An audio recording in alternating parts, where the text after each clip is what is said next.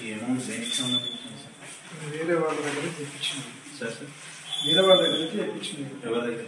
వేరే వాళ్ళ దగ్గర తెప్పించింది. ఎవరు సార్? గోపాల్ రెడ్డి అని.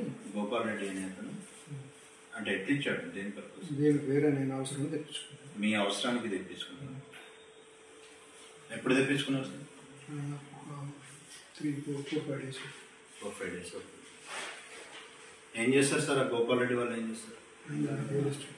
Real estate. ఏమైనా కాంటాక్ట్ నెంబర్ ఏమైనా ఉందా సార్? కాంటాక్ట్ ఫోన్ నెంబర్ ఏమైనా ఉందా సార్? అంటే అతను ఇక్కడ ఉండడు, ఆయన ద్వారా వేరే మనిషి పంపించాడు.